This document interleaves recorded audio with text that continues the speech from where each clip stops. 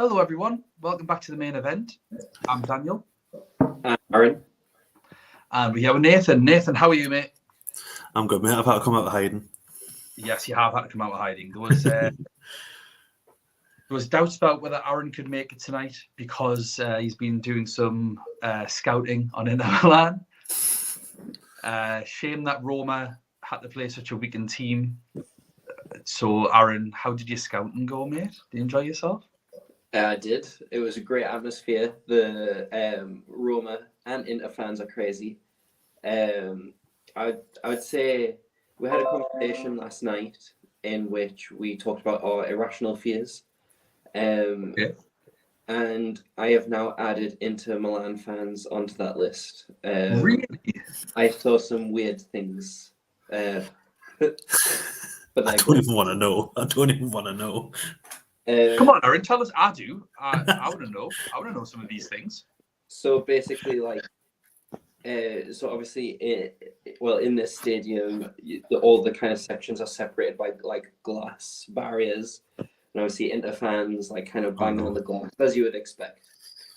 But after their first goal, DeMarco, this old fat bald guy, just to put it nice of Aaron to offend two demographics there. Free, really. You put old in there. Inter Milan, Italian. Oh yeah, old people not welcome, fast people not welcome, bald people not welcome, Aaron. Thanks for that. Damn Italians. So we've just lost only 2 viewers because we have a very sexy viewership.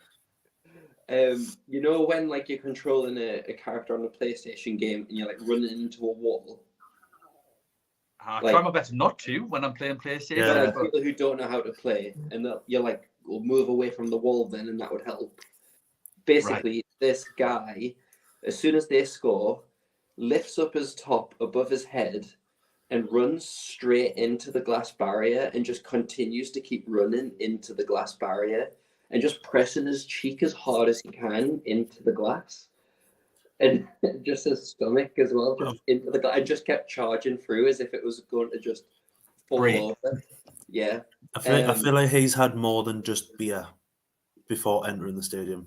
Lots of pizza. It's strange though, because is there much to play for in Serie A? Napoli have won the league.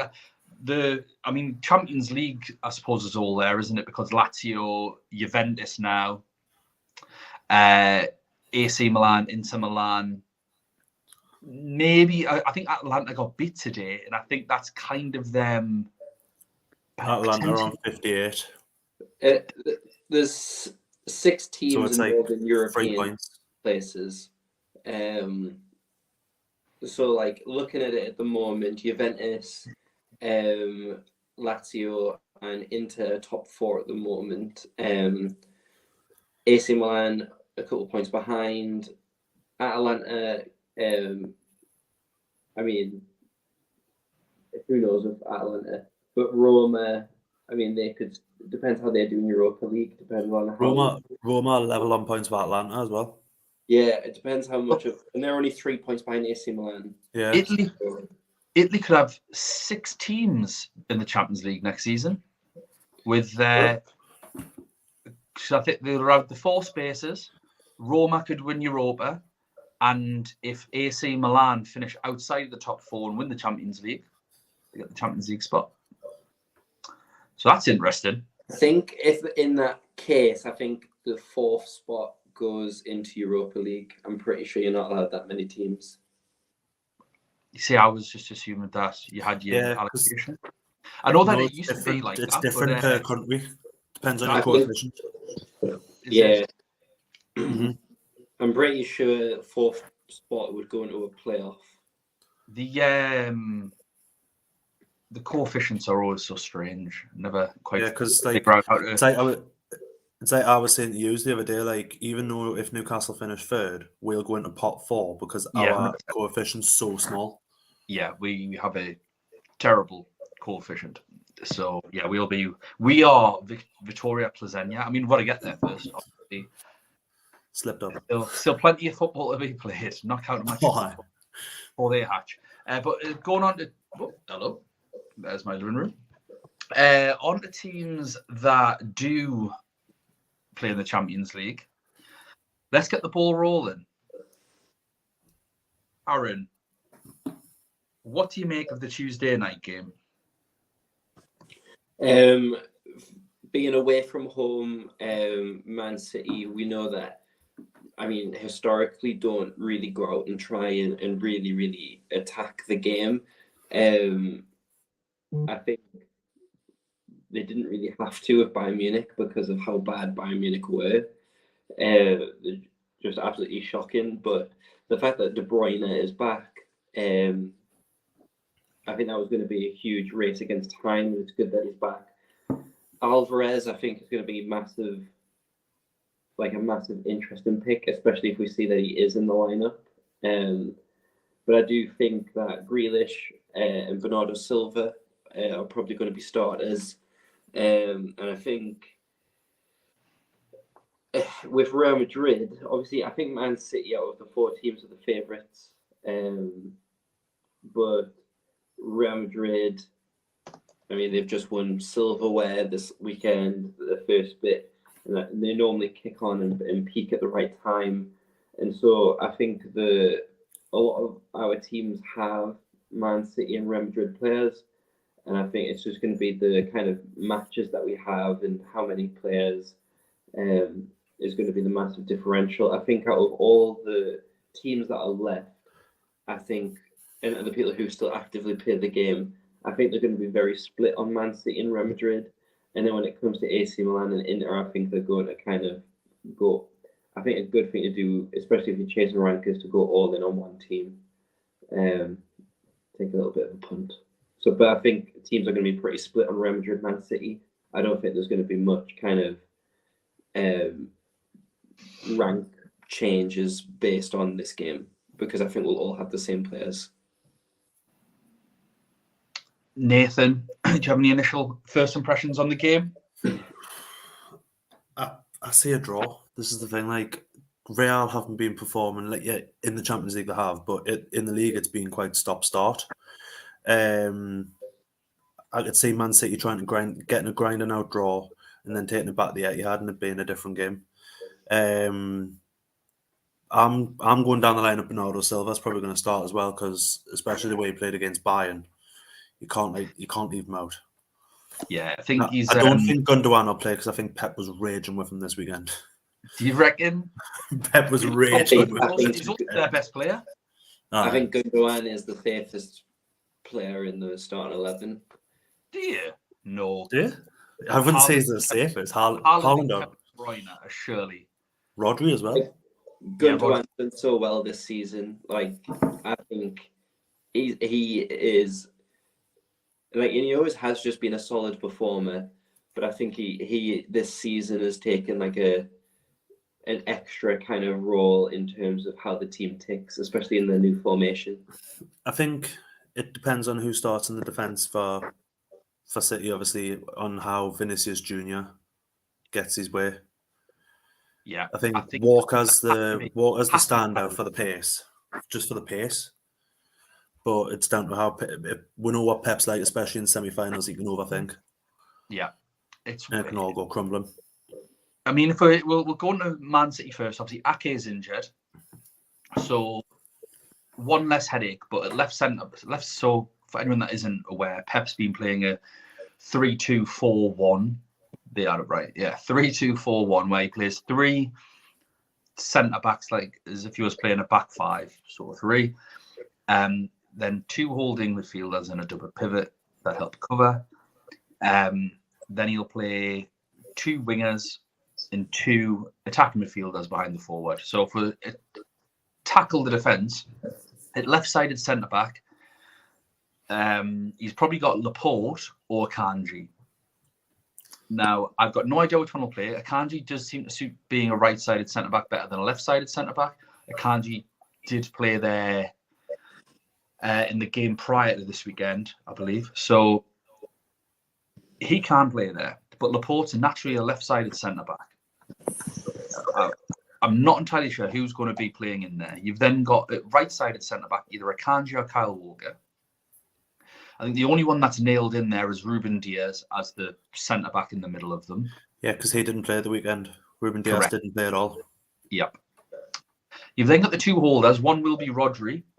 And then the other one, depending on how Pep's feeling, will either be Johnny Stones, because he didn't play a minute at the weekend either, or it could be Ilkay Gundogan. However, I think because Stones had his minutes managed, I think he'll be the one in there. So, lads, if we're going to go for a defender, how many? I assume none of us want Edison. I assume that's a given. Assume you're going in for a Man City defender. How many of them do you want? And which ones are you going for? Aaron, I'll let you go first. With my transfers, I probably only want one, and I was going to go John Stones with that. Nathan? I'm exactly the same as Aaron, because I think, especially with Stones playing in the midfield, you've got more chance of a few more points pick up. Yeah, Stones for me is the most important one to get, because I don't think he's the most expensive. I think Ruben Diaz is. Yeah, he is. And then Akanji's behind him, I think. Yeah, so I personally, I've got to decide whether I want one or two. If I just want one, I'm going Stones. Currently, I have Ake in there, so it might just be a case of I leave him in case he's fit for the final, because we've all got players out. I've not properly looked at my team. I'm looking at it tonight to send across to Lewis. Currently, I've got no defence. You've got no defence at all? Well, I've got Rudiger, but that's it. Yeah, and we'll get on to that in a moment. Oh, no, sorry, I've got Bastoni as well. All right, that's not bad. Well. So, obviously, Haaland's nailed. Haaland is playing up front. We then get the four behind them. So, who are these four going to be? In my opinion, on the right, it's going to be Bernardo Silva. On the left, it's going to be Grealish. It's going to be Kevin De Bruyne. And then I think it will be Gundogan. I don't think it'll be Alvarez. I don't think it'll be Phil Foden. And I don't think it'll be Bernardo Silva with Mahrez playing on the right.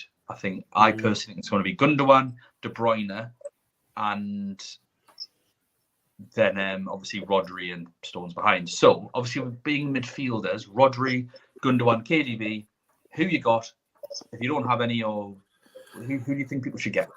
The standout to go for KDB, isn't it? Especially with the He's also partnership at the moment. I think he's the most expensive midfielder on the game, so it's not just a case. We should all get him. So I think a lot of people are going to struggle to maybe afford him. I would say Bernardo Silva. Oh, yeah, sorry, Bernardo Silva. Yeah. Mm-hmm. I think Bernardo Silva would be the standout to go for if you were going to go for someone a bit cheaper. I think he's probably the best to look at. Do you think he's a better look at than Grealish at his price and Gundogan at his? I still think Grealish, it depends on what Grealish turns up. If it's the one that you get in the Premier League so far where it's been a lot more assists and a lot more direct and attacking, then yeah, he's worth a punt. But it depends how quietened out he is by Carvajal. Aaron? I think it depends a lot on what you all want. Obviously, we all want to have our rank as high as we can, but Bernardo Silva is 7% currently, 8.3, and Grealish 7.9, 3% owned. So Grealish, seems to be more kind of more nailed on as well in terms of the matches that he's been playing recently, and his form after the World Cup was really, really good for Man City. He's really built that connection with Haaland, and I think it's one of them things where we sometimes can judge performances, especially if we don't watch the match fully, on just how many fantasy points they got. And Grealish has been hit and miss in terms of like FPL points.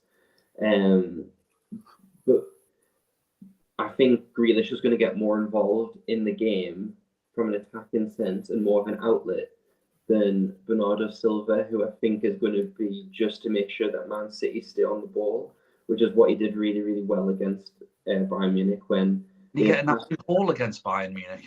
Yeah, no one expects Bernardo Silva to score a header against Bayern Munich.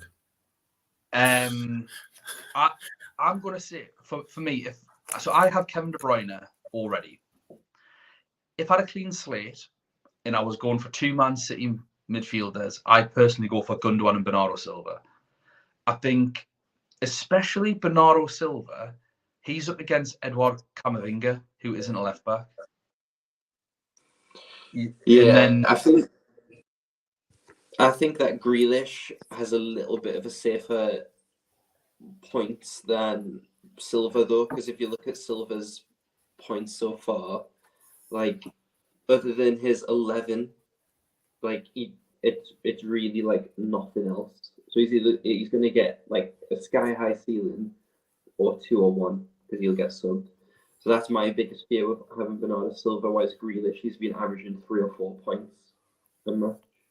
3 or 4 isn't enough for me at this stage. And Tuesday night, I'd rather take the punt. But Gundogan's a great shout. But I would, if I had to go clean slate, I would actually go Rodri. Yeah, not bad. Because ball recovery points, he has the most points out of all the Man City midfielders, bar and De Bruyne. But there's only 5 points difference between them. Whereas Rodri, other than his goal, he's averaging 5 points a game so far, and it's 6.1 million. I think he's a great substitute, like a great transfer target for Kvaratskhelia when we all had him. So I think Rodri is probably a good bet as well. So obviously Man City playing away. Aaron, we've spoke about this before, that they tend not to score too many goals away from home. So let's look at Real Madrid's defence. The 1-2-1 against Osasuna. I know that this isn't a defensive thing, but Modric has been injured, and I think he's going to miss this game as well. He said that he's going to be out for a couple of weeks. So I think he's missing for Tuesday. Apologies if that information is wrong. If you've got him, I still think you keep Modric because he'll be back for the second leg anyway, and he's a really good player. But if you've got other fires, I just keep him in there. But defensively, they're probably going to play Camavinga at left back. David Alaba is back from his little niggle that he got in the second leg.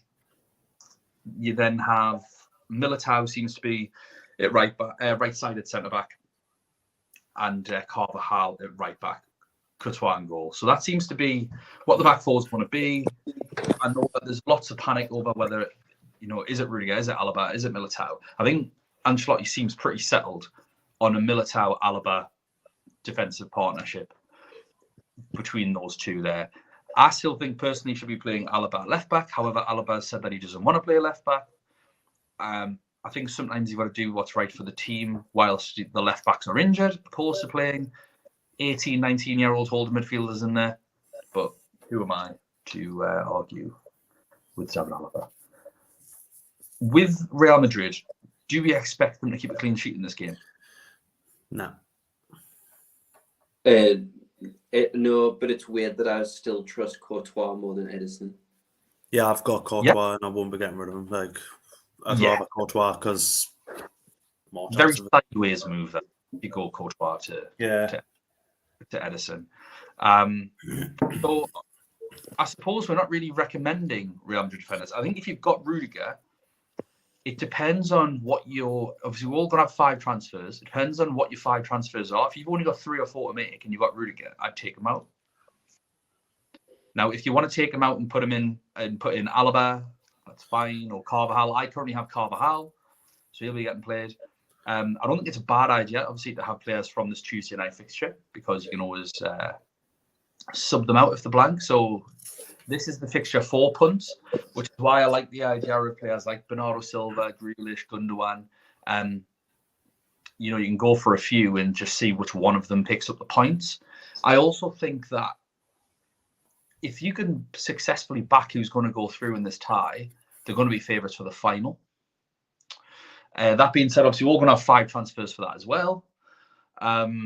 So I think all the main players can get in, but there's always random points holes in the final. So you kind of really, really want to make sure that you've loaded up correctly on the team that you think is going to win it. Midfield, though, said Modric is out. Are any of the midfielders taking your fancy? Valverde. Valverde still? I've still got him in my team. He's not been playing that well since the World Cup. He's done what a lot of players have done and just had a bit of a nosedive. Rodrigo, though, 2 goals in the Copa del Rey final. Got 2 goals against Chelsea, was it? Did he get 2 goals? I own him. So very happy. Rodrigo is one I'm looking at. I think because I think most people have Benzema and Vinicius Jr. anyway. I think he's the number 1 transfer priority if you want Real Madrid players. For his price, I think he's 8 million or something. And the fact that he is a forward and he's the one that's scoring the goals for that final. He got 2 goals. Vinicius Jr. got an assist, just in case anyone cares. And yeah, he was the scourge of Man City last time. Yep. Aaron, do you have any insight into this game from a Real Madrid perspective? No, you can't. You've hit the nail there with Rodrigo. They're currently the only 3 Real Madrid players I've got is Benzema, Vinicius Jr., Rodrigo. So I wasn't planning on getting another Real Madrid player, to be honest, other than them 3. I have 5. I have 5 of them. Carvajal, Courtois, Rodrigo, Vinicius Jr. and Benzema. I've got Courtois, Rudiger, Valverde, Vinny, Rodrigo, and Benzema. It's funny that it's because you were so confident in Chelsea getting absolutely demolished and people still doubted.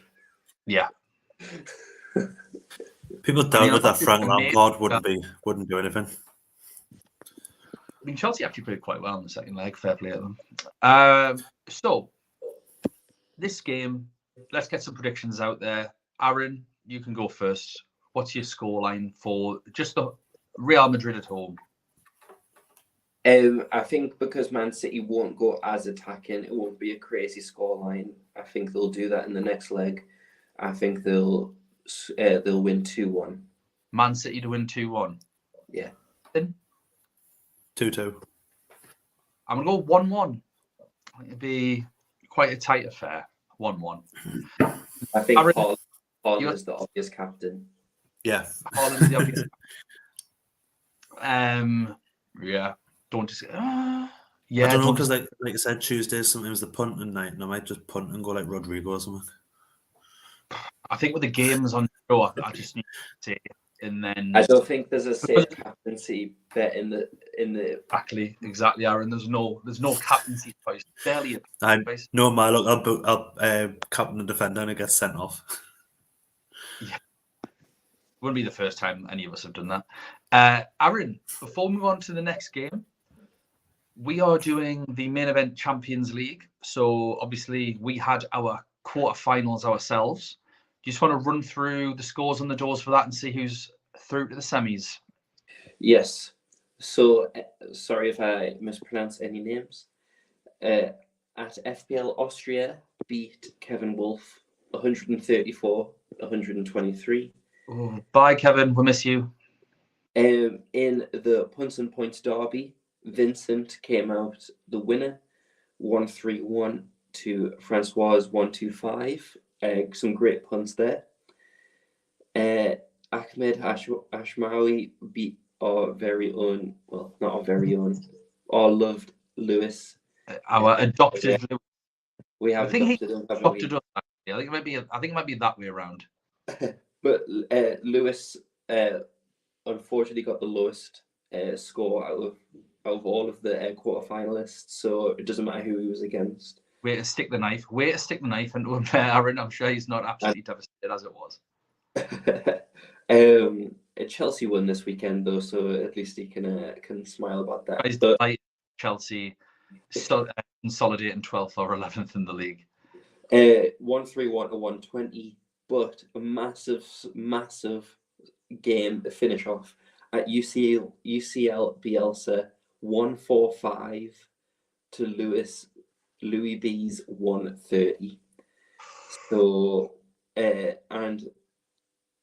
so the semi-finals is at FPL Austria versus Vincent, and then Silent Bats versus Bielsa's Babes. Bielsa. I think my money's on Bielsa to win it. Yeah, I think it'll be. Sorry to say it, Vincent and Ahmed. I think it's going to be FPL Austria and UCL Bielsa final, is what I think. Two big accounts. On to what people are here for. Milan versus Milan. AC versus Internazionale. Aaron, you've just been in Italy to watch Inter. Who's the home team for this one? AC Milan are the home team. So they'll have 75% of the stadium filled with red and black. I think that it's going to be a huge match and a huge opportunity for AC Milan. I think they definitely have to capitalise on this match before the other one, but a lot of it will obviously depend on Leao's fitness, who picked up an injury. According reports are currently coming out saying that he will miss this leg, and it's not confirmed whether he'll miss both. So I think that massively swings the favour in terms of Inter, yes, especially in terms of their defenders. If you do not have Inter defence, I think a lot of us will have Onana, obviously the highest point scoring goalkeeper.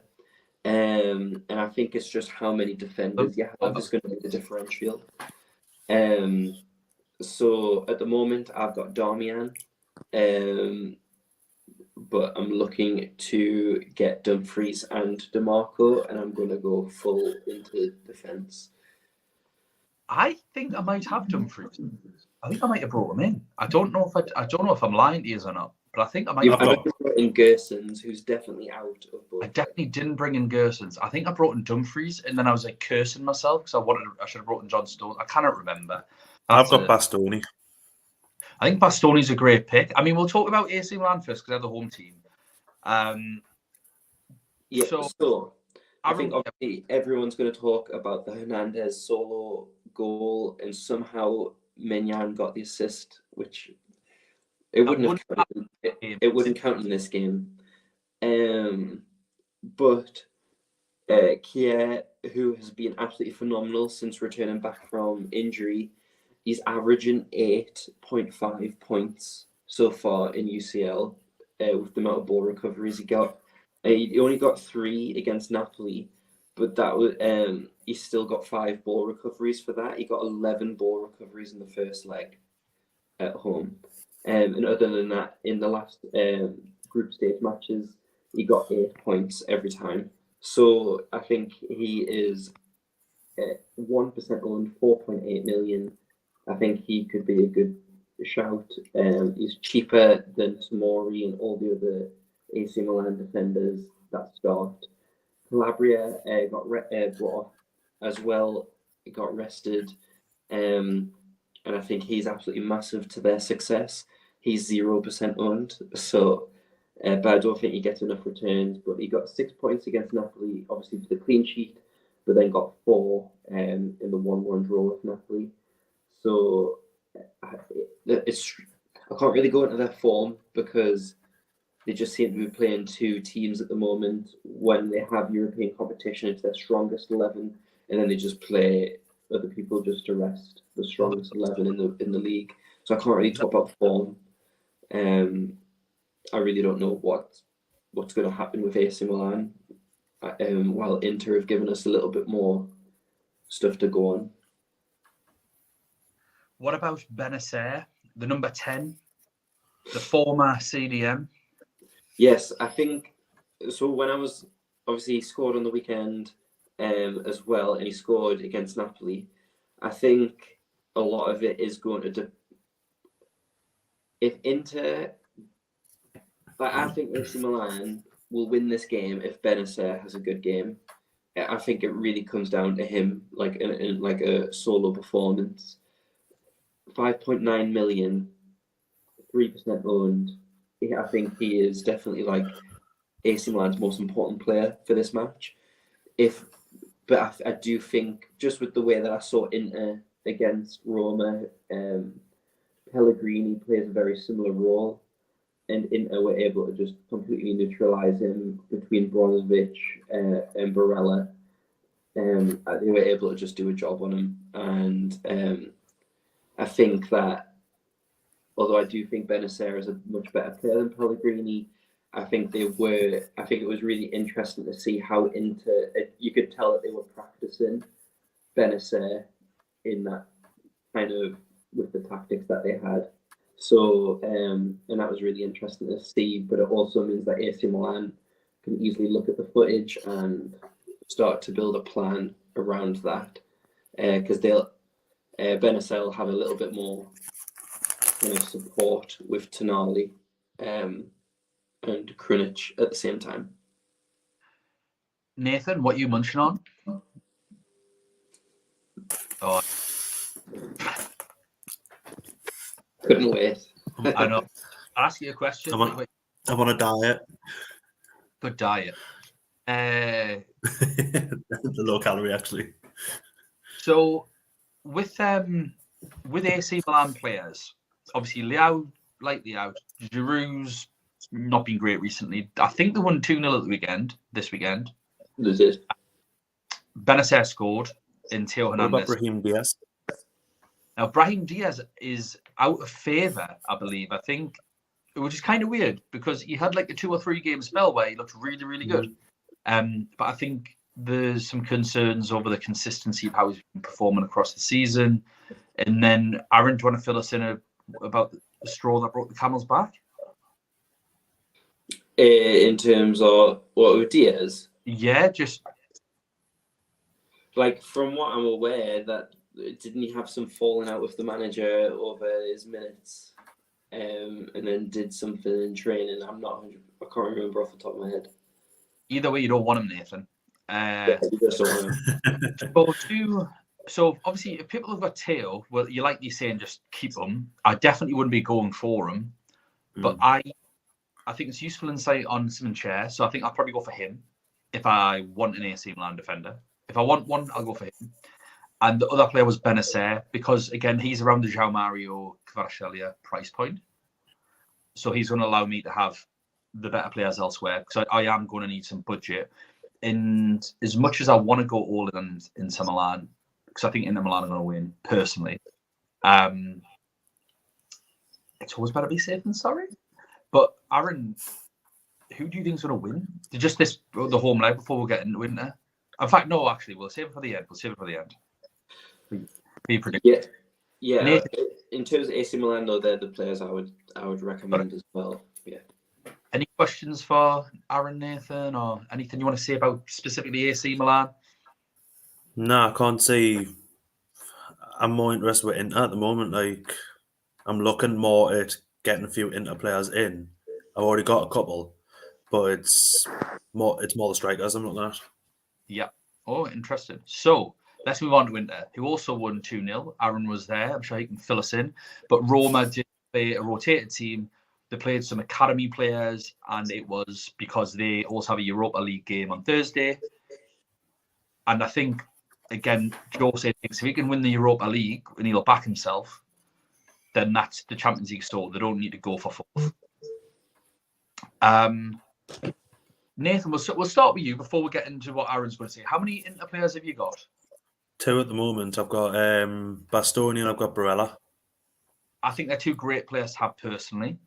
I'm looking at, obviously, striker-wise, I'm looking at like Lukaku or Martinez. Is that to replace Osimhen or Ramos? Yeah. Got Osimhen. it.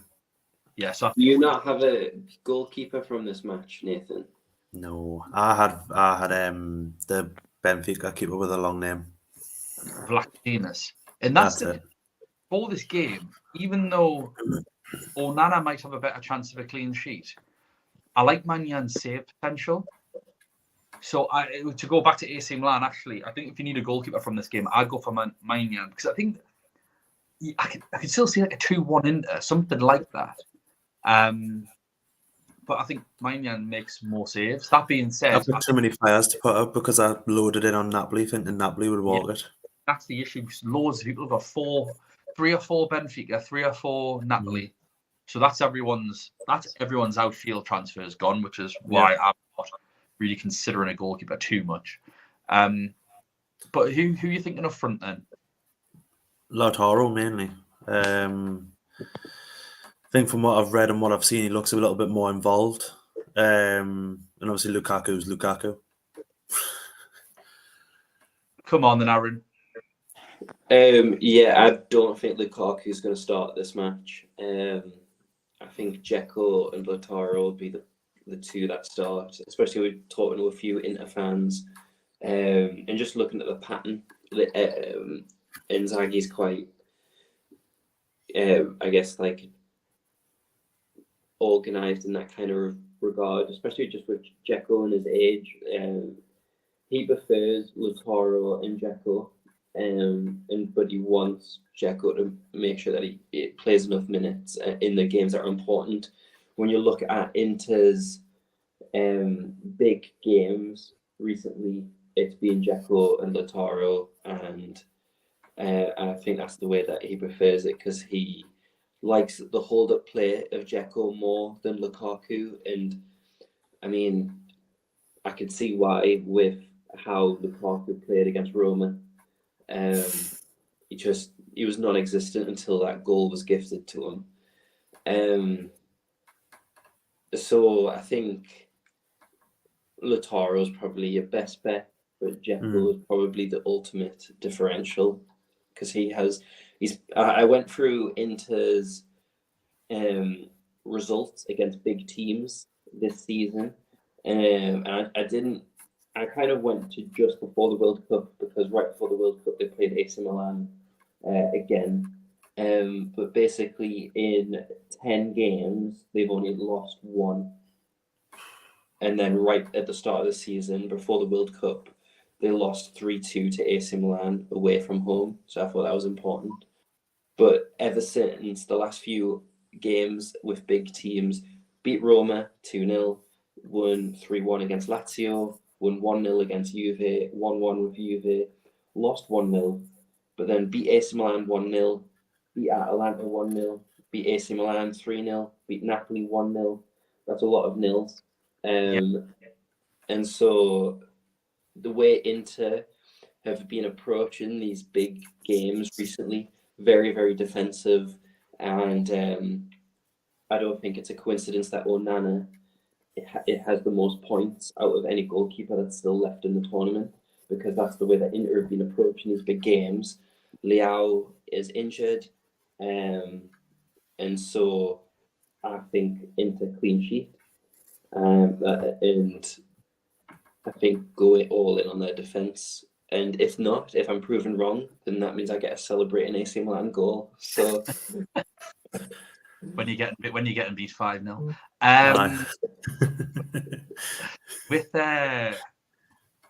So obviously for Inter Milan they play a 3-5-2.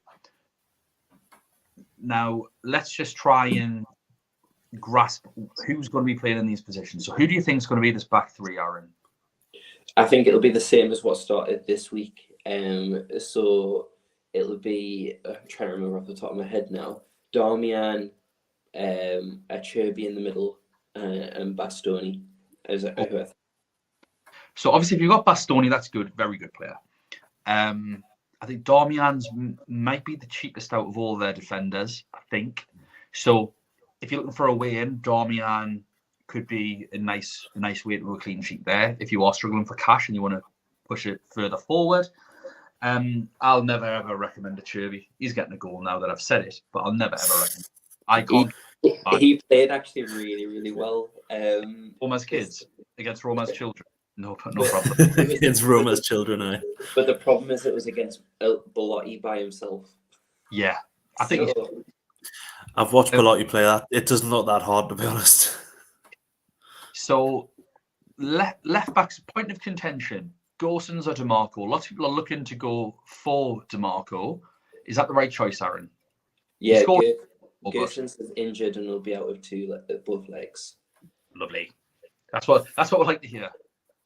It's not Robin. We love you. Join Newcastle.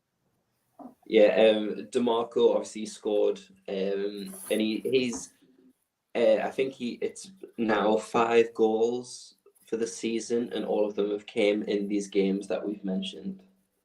Yeah. So in big games he scores, and it was a Dumfries assist for a DeMarco goal. Oof. Yeah, it was. I noticed that. And so right back or right wing back, Dumfries is just nailed on all day. So if you're looking for the safe pick as well, should they be in everyone's teams, Dumfries and DeMarco? I think I already have Dumfries anyway. DeMarco definitely should be 4.6. I think you can get to him from any defender that you had, like Grimaldo. I think people had potentially a Chelsea wing back. You get DeMarco from there. So the 3 midfields, are they going to be Mkhitaryan, Barella, Çalhanoğlu, and Brozovic? Will they be the 3? Pretty likely. They were like all 5 subs for Inter. I think were really interesting because straight away at half time, them 5 subs were the only ones that warmed up, and they just warmed up from half time up until they were brought on. It was a very targeted. It was almost like a training session before they went out. Like it had like band work, speed ladders, and all sorts. And I was like, don't normally see that when subs are warming up. And so I think it was like purpose, like it was planned, regardless of the result, that these 5 players were coming off. These 5 players were coming on. And I think all 5 players, like Dumfries was brought off in like the 58th minute. DeMarco was brought off. Çalhanoğlu was brought off Barella. And they wanted to give Lautaro and Lukaku a few minutes together because I think Lukaku will come on as a sub at some point in this match. And they wanted to make sure that them 2 were kind of firing, which they did, assisted a goal. So I think it was planned the whole time. So I do think that other than the front 2, the starting 11 will be the same as what was against Roma. So would you be tempted by any of those 3 midfield? Nathan said he's already got Barella. Is there anyone else do you think any midfielders that are worth it? Do you think Barella's worth it? These type of matches are primed for like a Brozovic player of the match where like kind of dictate play. But Çalhanoğlu against his old team, like I can't stand him, but he's on all the set pieces. He's always got a screamer in him, hasn't he? Yeah, I mean, not very, but I wouldn't say always. Probably like once a season, and he's used that quarter 2 weeks ago. So aye, did it against. I'm sure I've seen a video. He'd scored against Verona the other night or something, the other week or something, wasn't it? And he absolutely belted it in top corner. Yeah, there was a couple of injury scares during the match, which they didn't show you on the highlights. Bastoni went down, and he was down for like 5 or 6 minutes. Nathan, it's funny that you just mentioned this now, like, isn't it? But yeah, he finished the match, but it looked like it was something that he couldn't quite shake off. I do think he'll be fine, but just something to be aware of. And Çalhanoğlu was like attacked like multiple times, which was nice to see. But he was down. Religious boy, Aaron, just like praying for violence on Çalhanoğlu. However, Dan, he did start by saying the man was fat, ugly, Italian, old. Segregation and everything tonight. Aaron, you need to get... I park my religion at the door when it comes to Inter. But no, he had a couple of scares when I think he was down a little bit in the first half for like 2 or 3 like minutes, just where he didn't even get up. Never mind before the treatment came, and then he went down again in the second half before getting subbed off. So I think he'll be all right, but it's just something to be aware of that he might not play the full 90. Okay, then last question for Nathan. It's for Aaron, but it's for Nathan. So Aaron, Nathan's sitting getting Lautaro. you've obviously discussed Dzeko's probably a better option than Lukaku, but is Dzeko a better option than Lautaro? Is Lautaro a good option at all? I would definitely say Lautaro is the best option, and I would probably still go Lukaku over Dzeko because when he's on the field, he's on penalties. And all of the goals recently, like when we did the last few previews, and Inter weren't scoring a lot. I think they had only scored 4 goals at that point. I mean, they've went on a rampage since, but 3 of them were Lukaku. And he scored quite a bit as well, like recently. So the thing is, like, it was really disappointing watching him, but he was still clinical enough when the opportunity fell. And I think if it gets tight and it's getting to late in the game, Lukaku comes on, I think he's going to be a great option. But I do think with it being the second day, I don't think it's worth it on this match day. I think it's probably better. Lukaku's a better point in the next one when if he doesn't come on, you've got Benzema, Haaland as your strikers to fall back on. Aaron, you've got 5 players to choose from for Inter Milan. Which 5 are there? And I want them in order of importance, of priority. Onana is the priority. I think he's the better goalkeeper out of the 2. So Onana's priority for this game over DiMarco.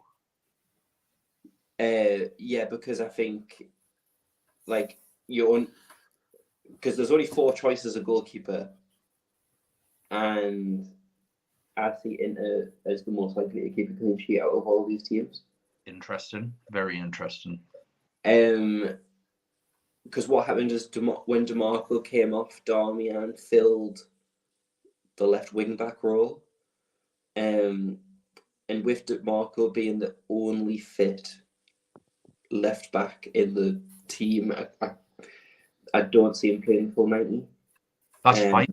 That can protect. As long as he gets over 60, because that can protect his clean sheet. Very true.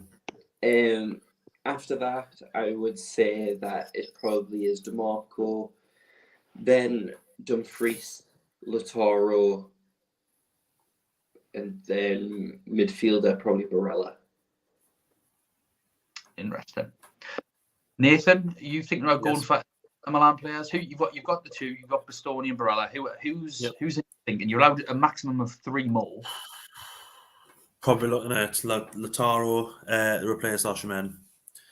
Probably DiMarco. Nice. I have Dumfries. I will be getting DiMarco. It's all about whether I want to triple or quadruple up on Inter Milan. Kind of got to make rank. I'm unsure about Man City versus Real Madrid. I think Man City defenders potentially for the second leg. Yeah. But I think I'd probably I don't know. I don't know. You know what? Because it's hard. It's very, very difficult at this stage to try and predict clean sheets. I think in the Man City game, I think clean sheets are just gone in that game. I think I've probably got to go from Ake to Stones. I think that's the smart move. Yeah. So I've got one bit of coverage in case they do keep a clean sheet. Otherwise, I'm just knackered. I've got Carvajal and Courtois anyway. I think I'm happy with the Real Madrid players I've got. I don't need to bring in any more. I've got 5. I don't need any more. I don't see how I can maximise from getting any more. So I think it's about getting rid of João Mario, Kvaratskhelia. I'm trying to think if anyone else got. Oh, you know what? I think I might still have King. I don't know if I've still got Kingsley Coman or not. I've got him at Haney because he's worth more than Mario and Kvaratskhelia. And then obviously Ronaldo's expensive for a defender, so he needs to go. So it's just about all the choices I need to make about where I can squeeze someone in, and that's where I just don't see Onana as a priority. Because if I had 4 transfers, outfield transfers, and I had 1 luxury, I'd 100% obviously bring in Onana. But Courtois could keep a clean sheet. You could save a pen. You can get save points with Man City not being too potent away from home generally. I know from asking advice on Aaron if I should keep Haaland as captain, and luckily I changed him because Haaland missed a pen. Remember that one? 100% keep Haaland as captain. 100% Mr. Penn. Yeah. All one. I think Unless I'm Ireland on these podcasts, so I can't take it, Nathan. in terms of captain, I think that's going to be the best bet. So, like, what happens if Haaland blanks? Yep. I think obviously Lautaro is probably going to be a good bet. But he's the ultimate troll, especially for me. It is a shame that Leao is probably going to miss this match because it would have been really interesting to see how many people went with Leao over Lautaro. Leao was my original choice until you said he was injured. Yeah, it is a shame that he's like he probably is going to miss out. But in terms of it all comes down to Tuesday, so just watch out for like AC Milan Twitter accounts on Tuesday because that's when he has the opportunity to train with the team.